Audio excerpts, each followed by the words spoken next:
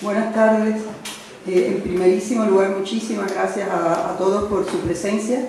La verdad que estamos muy contentos de presentar el libro Papelería sobre la danza y el ballet tomo 2 de Robert Sala en Casa del Lector y esperemos que podamos hacer otras muchas presentaciones en este emblemático lugar de la ciudad de Madrid, que además tiene como objetivo convocar a las personas a leer algo que yo entiendo que es tan importante para crecer y para ser mejor, ¿no?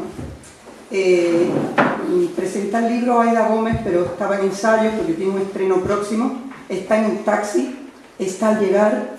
Cuando llegue la aplaudiremos, porque claro, como es artista le encantarán los aplausos y se incorporará a la mesa, pero y ha hecho un esfuerzo muy grande en venir porque estrena aquí mismo dentro de 2 días, sí. Y están con los ensayos técnicos y demás. Pero bueno, ella llega y entonces... Yo no te voy a dejar en esto, voy de todas maneras. Solo que bueno, que como el tiempo es un tiempo reducido el que tenemos para la presentación, pues vamos a empezar sin ella y con ella, porque llegará en breve, porque de hecho está. Buenas tardes. Como directora de Ediciones Cumbres, quiero en primer lugar agradecer a Casa del Lector el poder presentar el libro Papelería sobre la danza, volumen 2 del escritor, crítico y ensayista, y me lo voy a permitir, y amigo, Robert Salas, aquí.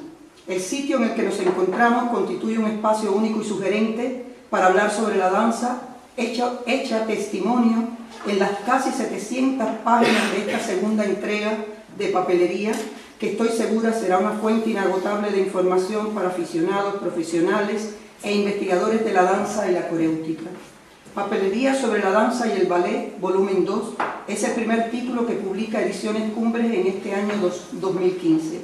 Nuestra editorial, creada en 2012 y también fue como un ensayo de Robert Sala, Muerte de Narciso, nace desde la necesidad de proponer a especialistas y a todos aquellos que se interesan por el arte y la cultura nuevos temas de importancia relacionados con la danza, la música y las artes escénicas. Su problemática y sus afinidades históricas entre diferentes géneros, temáticas y estilos centran nuestra línea editorial con la que pretendemos crear un espacio abierto a investigadores y artistas desde la reflexión multidisciplinar de las artes, con la mirada puesta en la danza y en la necesidad de llenar un vacío editorial existente. Títulos como Más allá del escenario, el ballet Muerte de Narciso, de Alicia Alonso, de Robert Sala, Sonetos por la danza, de Pedro Simón, Divino escenario, de Eduardo Blasque y Esther Merino, El secreto de Ofelia, de Marifé Santiago Bolaño, Historia del teatro en 105 argumentos, de Liu Bassi, que por cierto se presenta el próximo día 22 a las 7, aquí también. Danzar mi vida, de Marta García, Alicia Alonso, La eternidad de Giselle, o Alicia Alonso en Carmen, mito y leyenda, de mi autoría, completan junto a otros títulos el abanico de publicaciones de Ediciones Cumbres dedicado a las artes escénicas casi en su totalidad.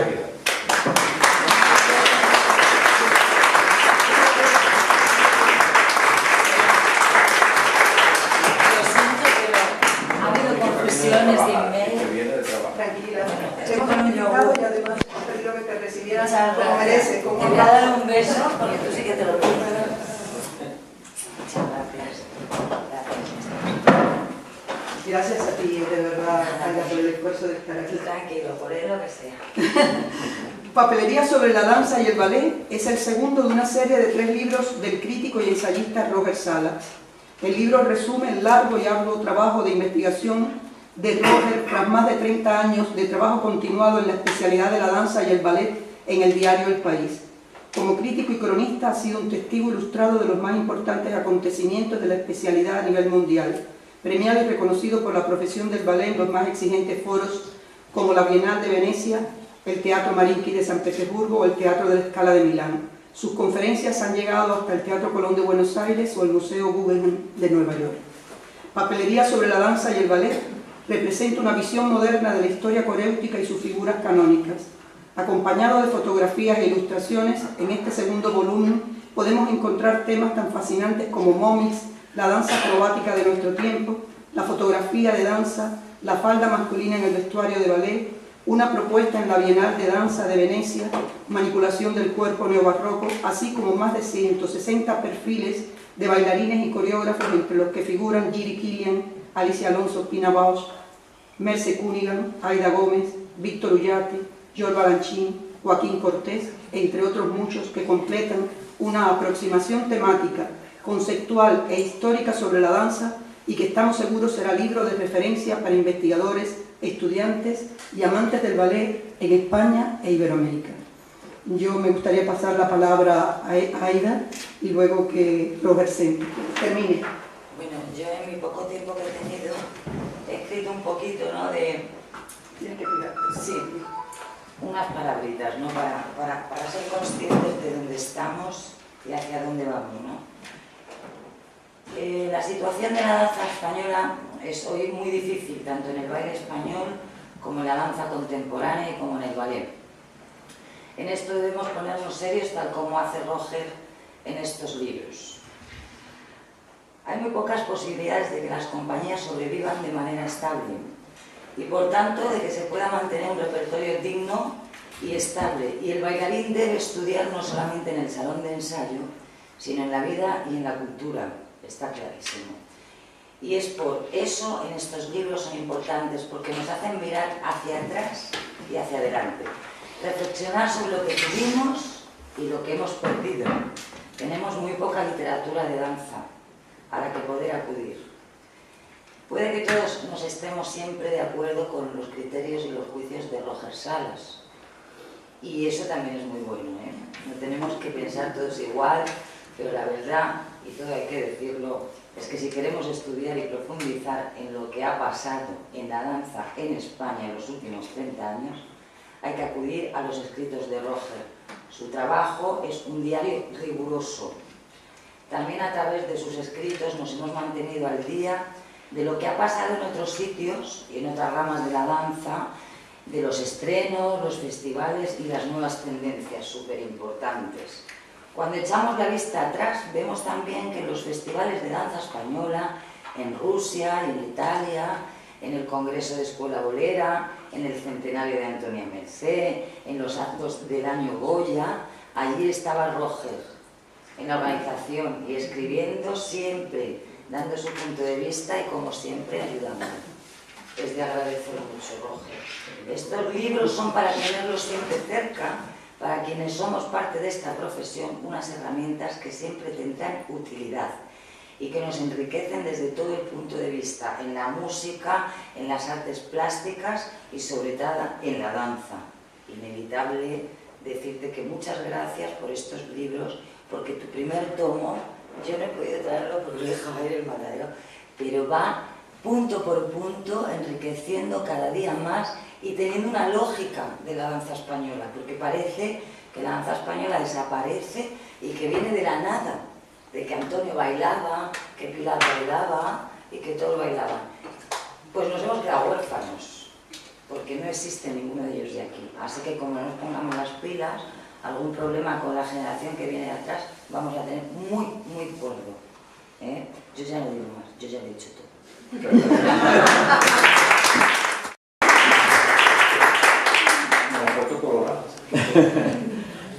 Muchas gracias. No, Muchas gracias. Y gracias, Mike, también por la presentación.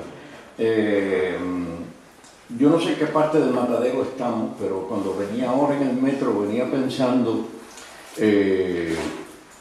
aquí era donde sacrificaban a las vacas, a los terneritos, a los cerditos, a los lechales, aquí. Y hace unos años, en Roma, en el Matatoio, en el de Roma, han hecho un gran centro cultural también. Y hace unos años el periódico me mandó a la inauguración de la exposición de un pintor. Y cuando llegué allí me encontré que al pintor le estaban dando una tila y estaba tembloroso en una esquina y yo dije, ¿qué pasa? Y me dice, es que dice que todavía está oyendo a las reses quejándose del sacrificio.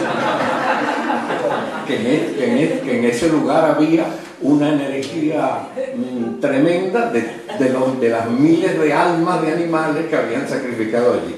Y yo dije, ay Dios mío, naturalmente prácticamente me quedé sin entrevista porque el hombre estaba fatal, temblando como una hoja.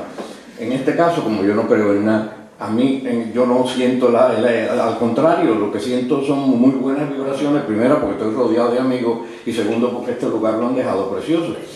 Es una de las buenas maneras de invertir el dinero, porque finalmente cuando uno ve una cosa así y que es útil y que ves que se llena de gente de todos los segmentos de edad todos los días y que se hacen cosas y dices, caray, pues en esto sí vale la pena, no en el aeropuerto de Castellón, por ejemplo, por citar uno solo entre los miles de ejemplos de cosas inútiles que hemos hecho. Bueno, a lo que Aida ha dicho, naturalmente, primero agradecerle sus palabras y decirle que tiene absolutamente razón. Hace unos años, Delfí Colomé, que murió prematuramente, Delfí Colomé me decía esto mismo que decía Aida. Delfí me decía, Roger, yo no estoy de acuerdo cuando tú escribes sobre Nacho Duato, por ejemplo, pero soy consciente de que cuando quiero establecer el recorrido de Nacho Duato, desde que estaba estudiando en Bellar a lo que está haciendo en la actualidad, tengo que ir a tus crónicas. Es donde encuentro un día a día que me permite seguir la vida de un coreógrafo, de un artista y de una compañía. Y Delfí me decía, mal que les pese, el que quiere escribir una historia de la danza dentro de 40 años, a donde va a tener que ir es a buscarte la hemeroteca. Y eso es un elogio que yo valoro mucho y le agradezco enormemente a ella que piense exactamente lo mismo, porque probablemente ese sea el granito de arena del que yo me tenga que sentir siempre orgulloso, y por eso intento seguir al pie del cañón, intento ir a todos los extremos que puedo. Hace unos meses se me acercó un señor en una sala alternativa de Madrid, un señor que no es de la profesión, un aficionado, y me dijo, señor Sala, ¿dónde están los otros críticos? ¿Dónde están sus compañeros? Porque a sus compañeros solamente los veo en el Teatro Real y en el Teatro de la Zarzuela. No los veo nunca ir a Carabanchel o a las salas alternativas en nuestra radio, o si tienen que coger el tren de cercanías para ir al Teatro Mira, Pozuelo o a cualquier otra parte de un espectáculo. Entonces, claro, naturalmente yo le contesté con lo mismo que yo digo siempre. Mire, yo de lo que soy consciente que mi deber es estar aquí e intentar ver todo lo que puedo. Porque no se trata solamente de ir a la Ópera de París. Hay que ir también a un centro cultural de distrito, de barrio, si allí hay una cosa que mi deber consciente de crítico y de especialista me dice que debo verla, que debo reseñarla y que debo estar al día de lo que está pasando allí también y de lo que está haciendo ese artista, por respeto a ese artista. No solamente tengo que respetar al que se presenta en la Ópera de París, tengo que respetar también al que se presenta en Carabanchel. Sí, creo que esa es una posición que no es para echar flores, sino simplemente creo que es un deber primario de esta profesión. Y bueno, el hecho de haber insistido eso en recorrer lugares es lo que me ha permitido reunir todo ese material durante todo este tiempo.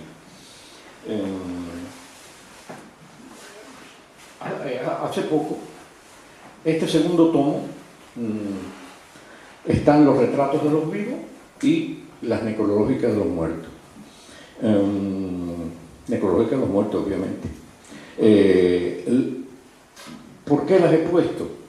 Porque, tal como explico en el prólogo, no es una entrada de diccionario ni están cogidas de Wikipedia. Es un trabajo de reunión de material. Me atrevo a decir que en muchos casos enciclopédicos sobre la vida de los artistas. Y creo que es muy útil tenerlo todo en un solo texto, cosa que no es nada fácil. Probablemente mirándome el ombligo Yo, después de publicar una necrológica sobre algún artista importante, me he ido a las 2 o 3 enciclopedias que respeto y he dicho, caray, mi necrológica está mejor.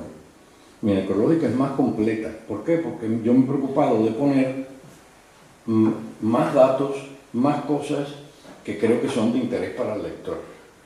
Tanto para el lector de la especialidad como para mi lector medio, porque nunca debo olvidar que yo trabajo en un periódico generalista, que yo no trabajo en una revista especializada de danza. Es decir, que el periódico lo lee todo el mundo.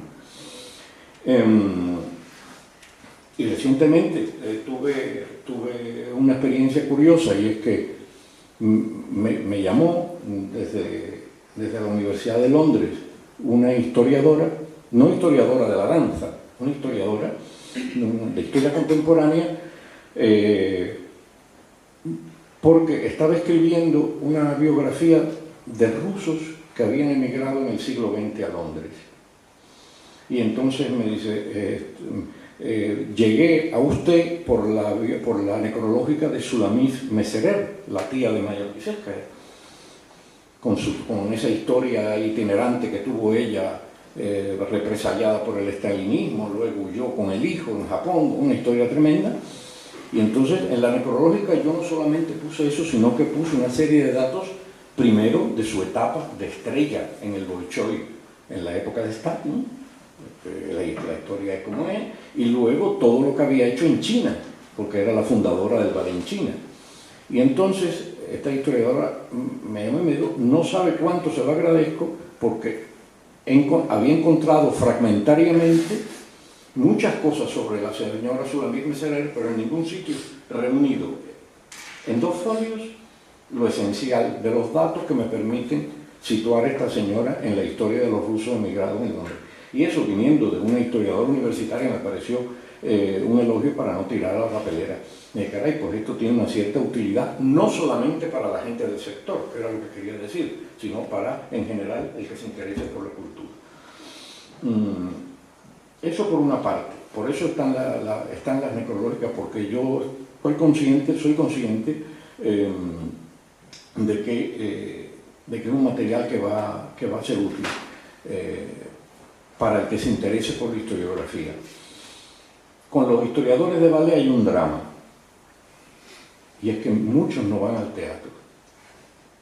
Yo sé de doctores universitarios, gente con varios doctorados, varias carreras y honorables máster, que escriben sobre danza y que no van al teatro, y no van a ver bailar. Entonces, a uno, me atreví un día a preguntarle, dice, oye, ¿tú no has ido a ver tal obra? Algo realmente importante. Entonces me dice, yo lo tengo todo en los libros, yo lo puedo resolver todo en la biblioteca. Y eso me parece un punto de vista absolutamente equivocado. Si en algo yo puedo decir que me quiten lo bailado, es en lo que a la gente que he visto bailar. Lo que yo he aprendido viendo bailar desde Maya Plisetskaya y Elsie Alonso a esta señora que tengo al lado, lo que yo he aprendido viéndolas en el escenario no me lo sustituye ningún libro, por muy bien escrito que esté.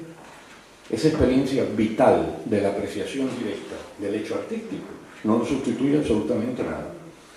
Pero más grave me parece que alguien teniendo la posibilidad de ir a verlo, porque si por edad no alcanzaste a ver a Maya Plisetskaya, bueno, pues mala suerte. Pero otra cosa es que te vanaglorias de no ir porque no quieres. Entonces me dieron ganas de decirle, chico, dedícate a otra cosa, pero bueno, me contuve y no dije lo que me pedía el corazón, porque realmente esa historiografía del ballet fría, distante, estrictamente bibliográfica, creo que tampoco es buena. A lo sumo tiene el poder del dato científico si es que las fuentes son buenas, pero es una literatura demasiado fría y carente de vida. Es decir, el investigador tiene también que estar pegado al que suda, porque probablemente de escuela bolera, más que habiendo leído, he aprendido cuando Ángel Pericé os estaba ensayando las sonatas para la Reina de España en el Ballet Nacional, o cuando María Inma os estaba enseñando las picadas en danza y tironía. Probablemente viendo a esos maestros enseñarle a Ida y a otros bailarines cómo era el estilo, cómo se entraba en música, cómo se iba contra la música, por qué había que acabar antes y qué había que hacer con los palillos, eso no hay libro que te lo enseñe. Entonces, en eso la importancia vital, la importancia del vivo y del directo es muy importante. Y eso, en resumen, es lo que yo he intentado que esté en estos libros. Que no sea una cosa fría y estrictamente bibliográfica, sino que esté un poco transmitir eso que yo he tenido la suerte de aprender y de ver. Hace poco, yo con los medios electrónicos, con las revistas online, me vais a permitir, yo tengo mis reservas todavía. Es decir, algunas aparecen y desaparecen, otras no son realmente rigurosas. Hablo de las de danza, Y en España realmente hay pocas, hay realmente muy pocas, y intento leerlas todas, intento mantenerme al día con los blogs de lo que escriben. Lamentablemente, con mucha desilusión, veo como hay chicos jóvenes que empiezan con mucho entusiasmo con un blog y a los 3 meses lo dejan. No tienen la constancia. Digo, caray, si te has aburrido a los 3 meses, entonces tampoco vales para esto, porque esto es una cuestión no de meses, sino de años y de vida. Entonces, 3 meses no son nada.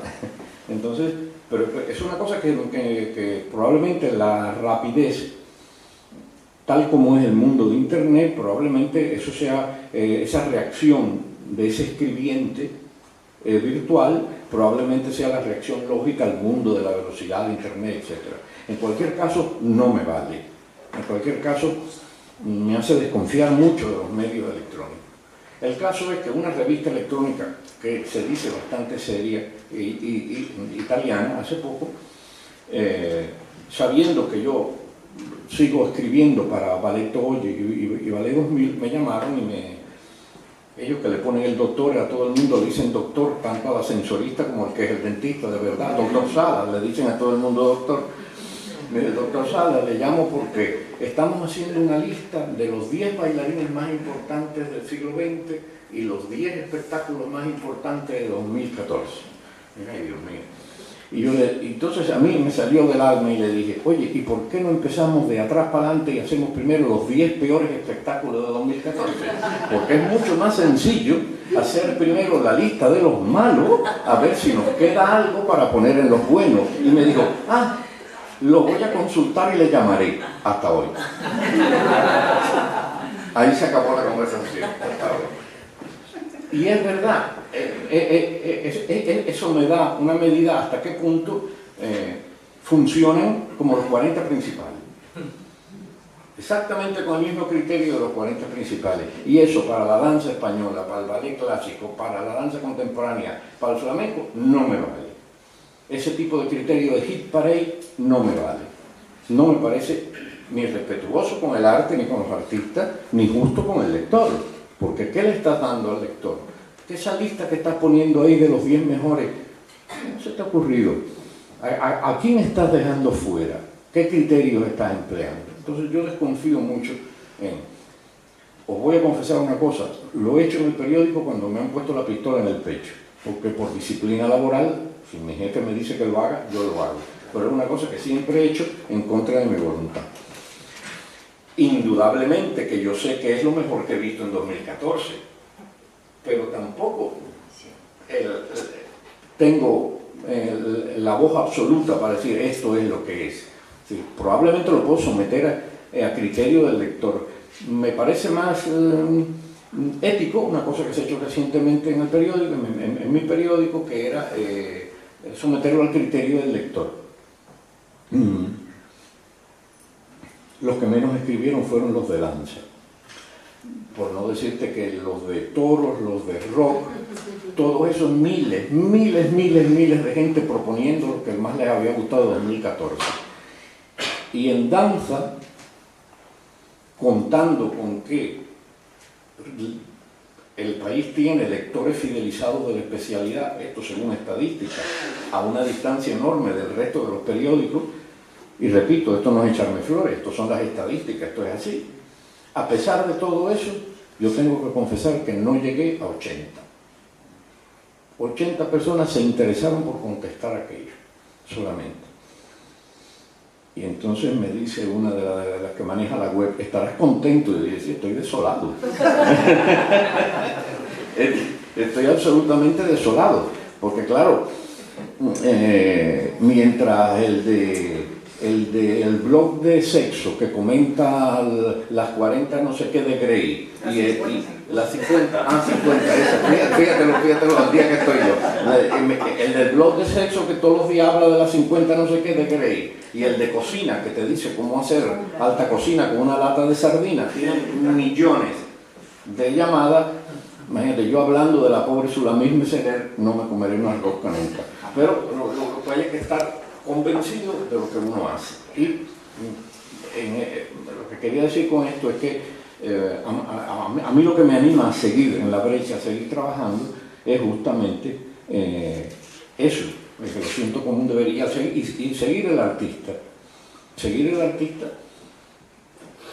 en su desarrollo, porque de nada vale que yo te vea ahora y no te vuelva a ver dentro de 10 años. Yo tengo que saber lo que tú has hecho en ese arco de tiempo. Eso es lo que me permitirá escribir conscientemente sobre ti. Eso es muy importante. Eso es muy importante, la continuidad y el respeto por el artista.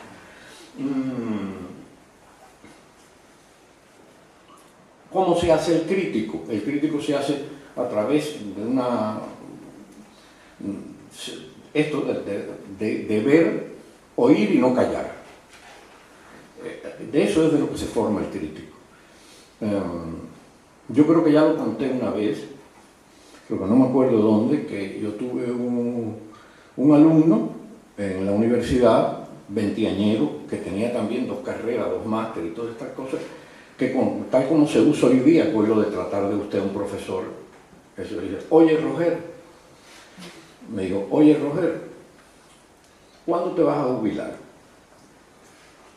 Y le dije, ¿y para qué tú quieres saber dónde me voy a jubilar? Y me dice, es que quiero proponerme de crítico. Entonces, ¿tú quieres? Sí, yo estoy preparado. Con una seguridad aplastante, con 25 años en la costilla. Y bueno, entonces yo le diría, me parece maravilloso, lo que pasa es que siéntate a esperar porque en mi familia son todos muy longevos. Mis padres se murieron de 95 años y el crítico se retira cuando se muere. De modo que siéntate a esperar porque intenta conseguirte algún otro trabajillo antes para que no pases hambre. Porque vas a tardar. Pero eso me hizo pensar sobre, además del arrojo de este muchacho, de decir con 25 años, ¿por qué yo no voy a hacer lo que hace Roger aunque Roger tenga 60? ¿Qué más da? Yo puedo hacer exactamente lo mismo. Entonces, ¿cómo se hace el crítico? Pues el crítico se hace simplemente a base de experiencia. De mucho preguntar, y de mucho leer, y de mucho escuchar, y de mucho oír. Recientemente me estaba leyendo el libro sobre el maestro Alberto Zeda, sobre el director de orquesta milanés, que es el mayor especialista que hay en Rossini, ya tiene 80 y tantos años. Y en la introducción dice que rossiniana, de lo que él más se aprecia de haber sido un verdadero diletante, en el sentido etimológico y exacto de la palabra, en todas las artes, leyendo de todo, viendo de todo, militando en todos los movimientos que creía que había que militar y experimentando. Y que eso le ha permitido acumular la experiencia adecuada para acercarse a Rossini de una manera mucho más sabia. ¿Y cuánta razón tiene? ¿Cuánta razón tiene? Menos en lo de la militancia política, en el resto le doy la razón prácticamente en todo.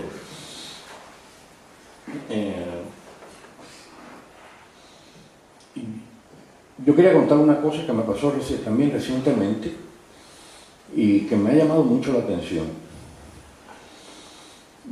De un teatro alternativo, que en el fondo vive de las subvenciones públicas, como la mayoría de los teatros alternativos, que no son realmente autónomos, que si dijeran toda la verdad viven en gran parte de subvenciones. Puede que sean insuficientes, puede que sean fragmentarias, pero son las que son. Hay que decir que también que se recibe dinero público. A mí, una encargada de prensa de uno de estos teatros me dijo: mejor no vengas al estreno. No hallaba cómo decírmelo. Y entonces, cuando vio que yo me puse serio, dije: ¿por qué no quieres que vaya? Y me dice: porque no nos conviene tener una crítica.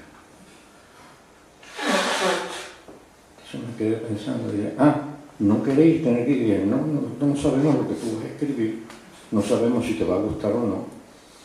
Preparamos el dossier para presentarlo al organismo público con los previos, hacen un clipping con lo que sale, pero no con críticas, a menos que sean elogiosas, porque los puede perjudicar para la próxima subvención.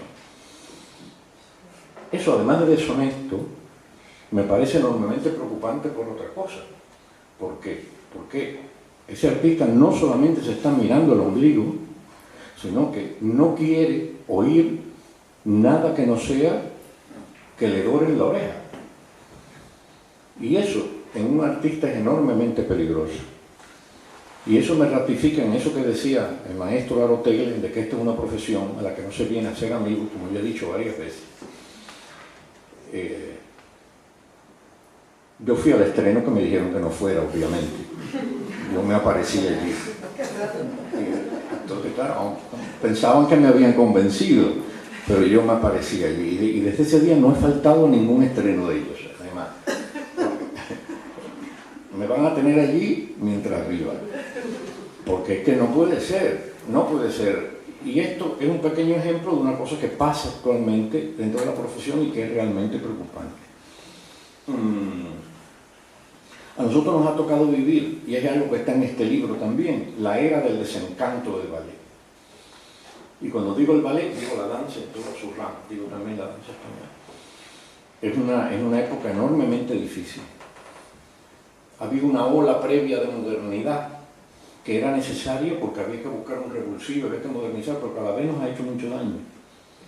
Porque se han perdido una serie de valores fundamentales, y ahí ella sabe perfectamente de lo que yo estoy hablando, porque esto es una cosa que con ella he discutido, hemos estado noches enteras hablando de este asunto, en el aspecto específico de lo que es la danza española, pero es extensivo, eso pasa en el ballet clásico y pasa en la danza contemporánea. Hoy día, los practicantes de la danza contemporánea ya no quieren ni oír hablar de una clase de Graham ni de Orton, por mencionar dos cosas al vuelo. Por no decirle que también les vendría a ver tomar aunque fuera una clase de ballet a la semana. No, yo tengo otro entrenamiento particular que me preparo y yo me tiro contra la pared y luego hago pesas. Entonces, claro, vale, sí, eso me parece muy bien, pero te convendría hacer una clase de ballet, que es una cosa que tiene 400 años de estar experimentado y que da resultados para el cuerpo del artista. Esa era del desencanto del ballet, yo creo que está reflejada en varios de los artículos que están aquí, sobre todo los ensayos que me encargó la Bienal de Venecia, que son ensayos específicos sobre el uso contemporáneo del cuerpo y sobre qué hacer con él, hacia dónde vamos con el uso del cuerpo. La última vez que yo entrevisté a Forsyth, yo esperé hasta el final de la entrevista y al final le pregunté y le dije: ¿usted es consciente de todo el daño que le ha hecho al ballet? Y entonces se quedó así y me dijo: no quiero pensar en eso porque me gusta dormir tranquilo todas las noches, hasta luego. Y ahí se acabó la entrevista. Pero es una buena respuesta porque él es un gran artista, un artista muy innovador, que propuso una serie de modificaciones del lenguaje, atomización del lenguaje y de los mecanismos con el propio vocabulario del ballet, y que ha provocado una legión de imitadores de todo tipo, muchos imitadores,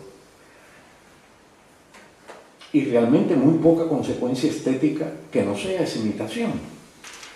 Es decir, es tan particular lo que él hacía y tan innovador probablemente que es muy difícil hacer algo inspirado en él que no se convierta en una burda imitación. Realmente muy difícil, muy difícil, muy difícil, muy difícil. ¿Qué pasa? Superada esa era Forsyth, en el ballet estamos en un erial. Y eso es una de las cosas que yo hablo en este libro. Estamos en un erial porque naturalmente que los teatros de ópera quieren ponerse al día y le encargan coreografía a los jóvenes coreógrafos, y creo que eso hay que hacerlo. Pero el problema está en a quién le encarga la coreografía y cómo la sostienes dentro de la estructura de un teatro, de un gran teatro. Eso en España no existe, ¿eh? Estoy hablando de los sitios donde hay teatros de ópera y ballet. Es decir, aquí es un juego de niños, eso aquí no existe. ¿Cómo metes la obra de estos nuevos coreógrafos dentro de esos teatros para que aspire a convertirse en repertorio, para que aspire a permanecer y a generar por sí mismo un lugar en ese corpus estético del ballet contemporáneo? Eso es muy difícil. Se produce mucho, no ahora, en general la ópera y el ballet y la música siempre ha sido así. Hoy se interpreta un 5% de toda la música que se compuso en el siglo XVIII y un 12% de toda la que se compuso en el siglo XIX. Eso está estudiado estadísticamente. También con el ballet pasa así. El tiempo, y nosotros mismos hacemos nuestra criba y algo queda. Mi gran duda es si en el terreno de las artes escénicas estamos haciendo los deberes realmente bien con respecto a generar un repertorio. Yo tengo una enorme duda con eso y ahí la planteo y la dejo abierta en el libro. Y nada, a mí me gustaría que me preguntaran algo, porque yo siempre hablo, pero a mí me gusta mucho el diálogo y me encantaría, si alguien tiene alguna cosa que preguntarme, yo estaría encantado de contestarle, o si Aida o si Naida quieren decir algo más. Y muchas gracias.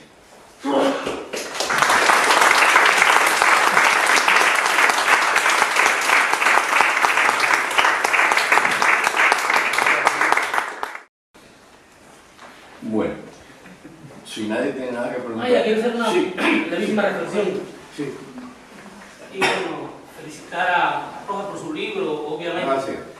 Y decir que es alguna de las cosas que ha desarrollado brillantemente hoy. Yo a menudo pienso en ello porque he tenido que ver en un momento de mi vida con la crítica teatral y con el teatro en general, el texto dramático, digamos, y es lamentable que él sea como en la danza, esté acumulando, y ahí está evidente, una memoria del arte del movimiento en las artes escénicas, digamos, dramáticas, musicales, comedia, drama, lo que muy imprecisamente damos en llamar teatro dramático.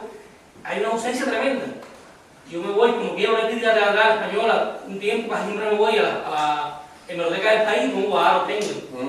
Porque ahora alguna crónica de algún espectáculo, casi siempre de Barcelona, por decir el país, El Mundo, otros periódicos, también que también leo, casi nada de teatro.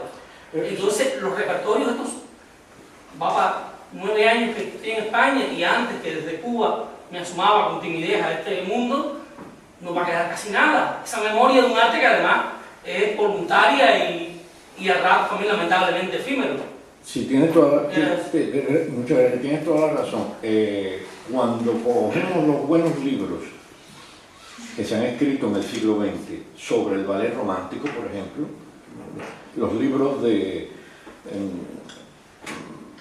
sobre todo de escritores ingleses, que son los que más, sobre todo Ivor Guest, por ejemplo, que es el que ha escrito un libro sobre la firma Gardel, una biografía de Carlotta Grisi. Es un señor que, como es muy rico porque está vivo, es muy rico, él toda la vida ha estado en su palacio en las afueras de Londres o en su castillo en Escocia, con mucho tiempo, viajando a París toda la vida, con varios estudiantes de Oxford de ayudantes y ha podido hacer este corpus bibliográfico monumental. Con esto quiero decir una cosa que parece un chiste, pero que yo lo digo siempre. Todo el mundo dice, ¿por qué no has escrito más novelas? Yo le digo, si tú me das la finca y los 36 siervos que tenía León Tolstoy, yo te escribo Guerra y Paz en 6 meses. Pero primero necesito la finca y los siervos, si no, no puedo escribir Guerra y Paz en 6 meses. Bueno, la cosa es que hay Borges, para hacer toda esa bibliografía del siglo XIX que él la ha hecho a partir de la prensa. Sí, lo fantástico que tiene su trabajo es que lo que tiene por detrás es una enorme investigación de hemeroteca. ¿Por qué? Porque la única memoria sobre la que se puede basar alguna que otra autobiografía de algún músico o de alguna bailarina que creo, pero sobre todo el material que le permite situar la época, los artistas, lo que se hacía, cómo fueron acogidos en los estrenos, es el material de hemeroteca. Por eso yo sé que el año que viene hay un proyecto editorial de reunir el material de Haro, ordenadamente todo el material de Haro Tellez, no solamente del país, sino de antes, todo lo que escribió en Triunfo. Así que hay un material valiosísimo, que es historia, Y entonces, naturalmente que ese material ya lo ha usado mucha gente. De hecho, lo usé, porque cuando me invitaron a participar en la Enciclopedia de la Transición, se me planteó una duda enorme. Iba a escribir sobre una época que yo no viví, porque yo no estaba aquí. Entonces, tuve que ponerme a estudiar primero para poder escribir sobre aquello. Y tengo que decir que lo que más me ayudó fue el material de prensa, el material de los periódicos y especialmente el trabajo de Haro. Me ayudó muchísimo,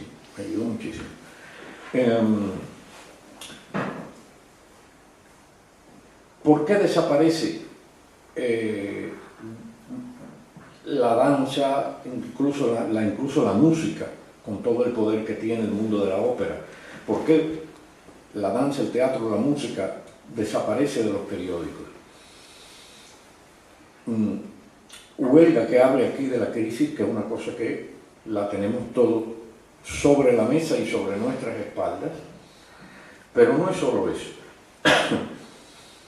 Es que también el concepto de lo que es el editor diario de los diarios, la redundancia de los periódicos, ha cambiado. El papel de la cultura en los periódicos es otro.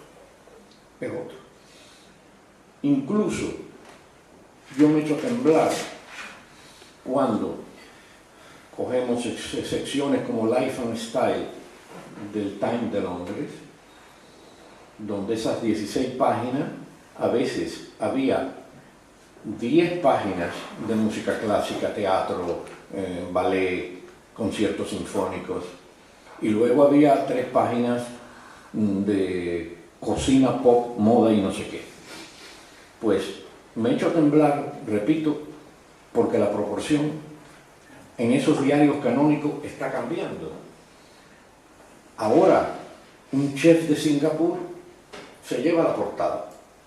Ya puede haber en el Royal Ballet la bailarina que sea, que la portada es para el chef de Singapur, porque ahora lo que manda es la cocina, es ahora una nueva arte, dicen, y un negocio. Entonces, eso es lo que manda. Esa proporción en los periódicos del espacio que se concede a las artes, eso ha cambiado muchísimo. En cualquier caso, hay una diferencia enorme todavía entre el que le dedican los diarios anglosajones y lo que le dedicamos nosotros. Es decir, todavía los diarios anglosajones están en la gloria con respecto a lo que estamos nosotros. No hay más que ver que los suplementos culturales, si cogemos el ABC cultural, el cultural del mundo o incluso nuestro Babelia, como se han enflaquecido, como si hubieran hecho un régimen severo. En el caso de Babelia es engañoso, porque con el diseño nuevo, nosotros de contenido solamente hemos tenido una rebaja del 20%, pero el cuerpo de Babelia, probablemente los miopes comprobaréis que es más difícil de leer ahora porque el cuerpo es mucho más pequeño. Entonces, parte del ardid de bajar el cuerpo era para poder seguir metiendo mucho texto en menos páginas. Esto es producto de varias cosas, del precio del papel, de la falta de publicidad y probablemente de lo que pide el lector, aunque ya de eso no estoy tan seguro. Pero eso, en su defensa, cuando a veces voy con un tema y dice, sí, pero ¿a quién le puede interesar esto? Me puedo encontrar un jefe que me diga, ¿y esto a quién le puede interesar? Y si hay en el medio, ya digo, un chef de Singapur, no tengo nada que rascar, el chef se lo lleva todo. ¿Qué? Sí. Me gustaría hacer una comparación. Eres una persona sabia por profesión y al mismo tiempo eres como terriblemente moderno en el sentido gaudiano de la palabra, ¿no?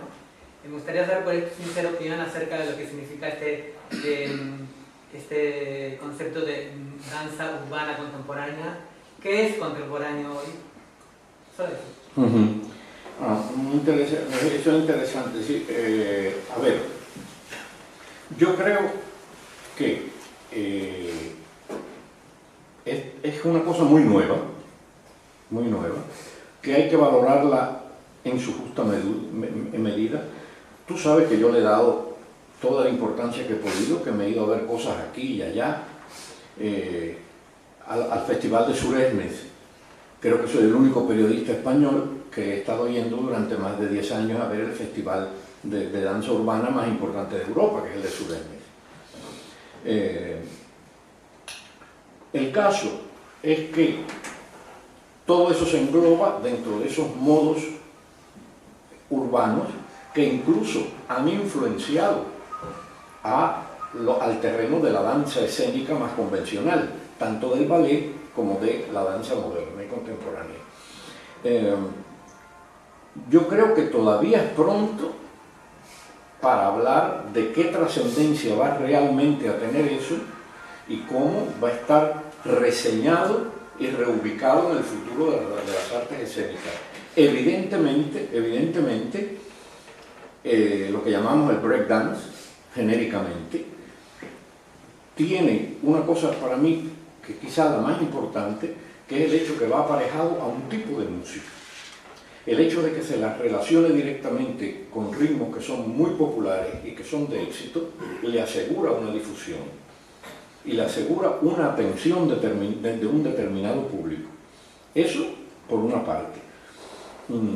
Luego, generar un código y establecerse como un arte mayor es un proceso muy complejo. Un proceso muy complejo. Los practicantes del breakdance están creando los códigos de sus pasos, de sus evoluciones, están generando su propio entrenamiento, pero esto es una cosa que está naciendo absolutamente. Aventurar que esto va a ser la danza del futuro es peregrino. Que esto se va a mezclar con otras expresiones artísticas es ya una realidad. Eso sí. Ahora, ¿qué lugar va a tener esto dentro de la danza y el ballet dentro de 25 años? Pues yo no...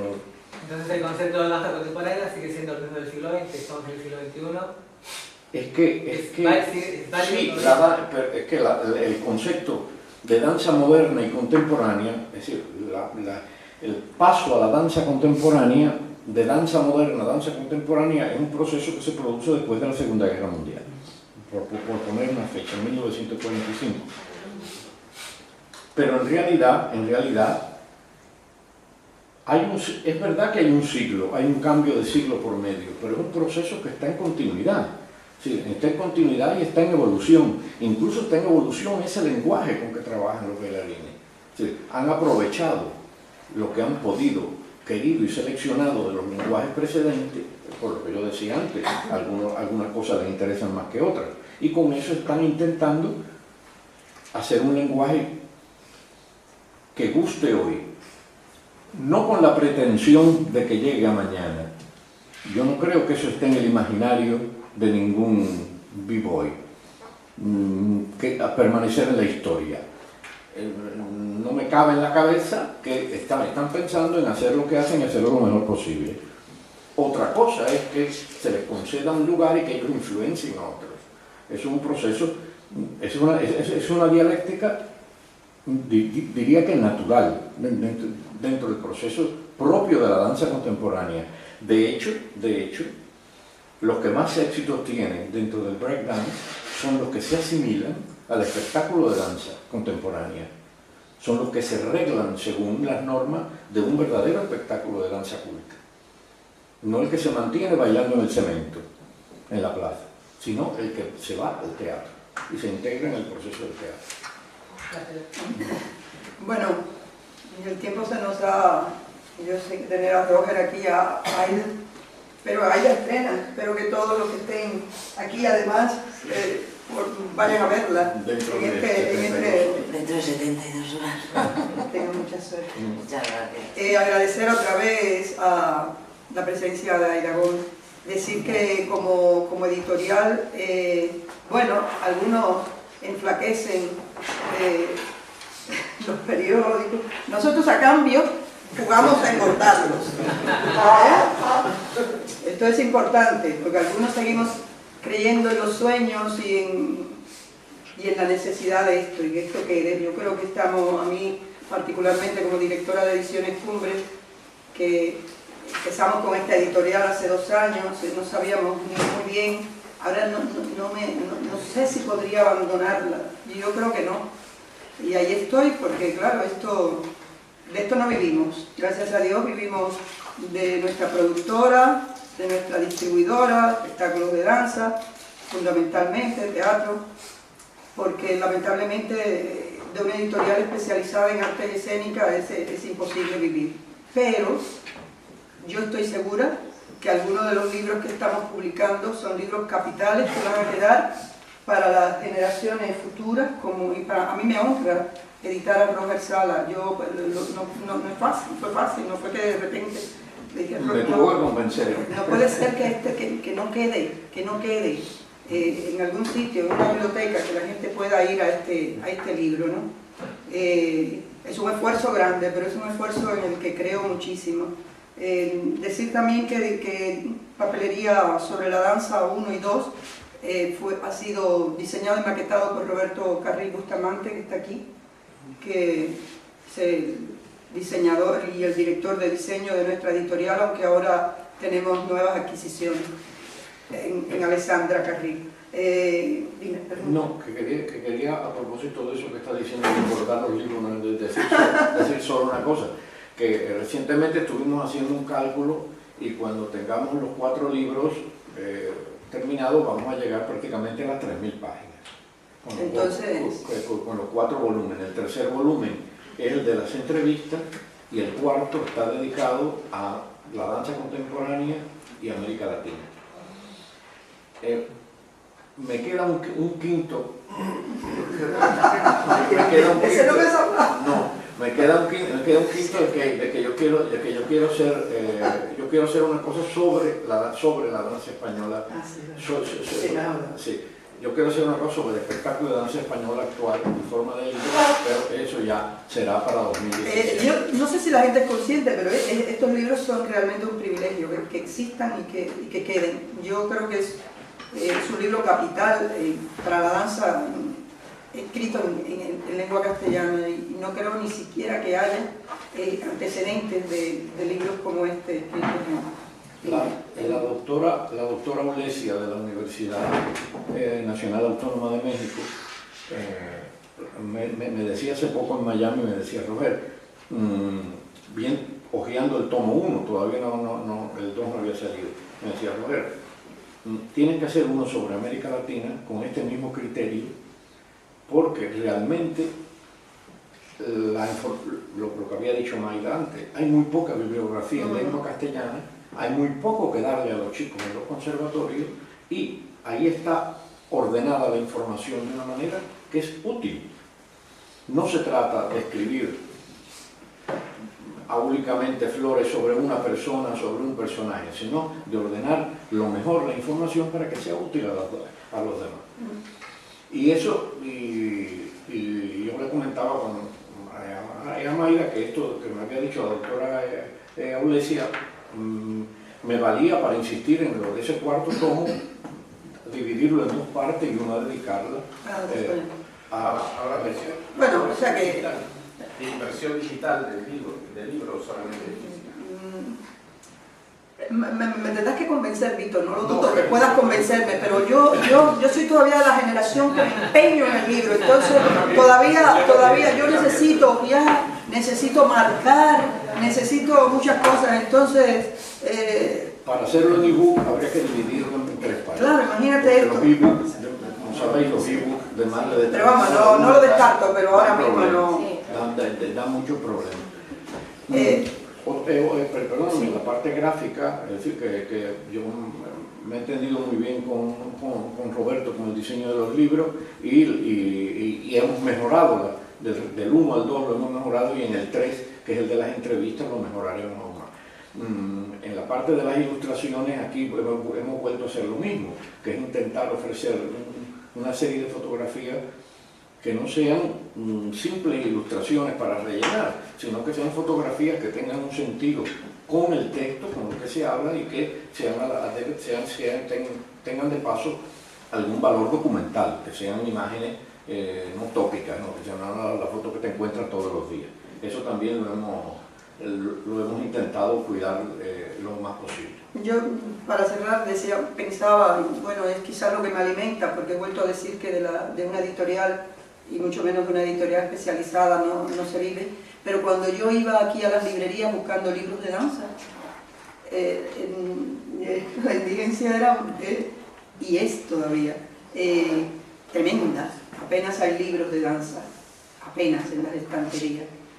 Nosotros ahora mismo tenemos 14 libros publicados ya, la inmensa mayoría dedicados a la danza, y da muchísimo gusto entrar a la central, por ejemplo, y decir, ¿dónde tienes los libros de danza?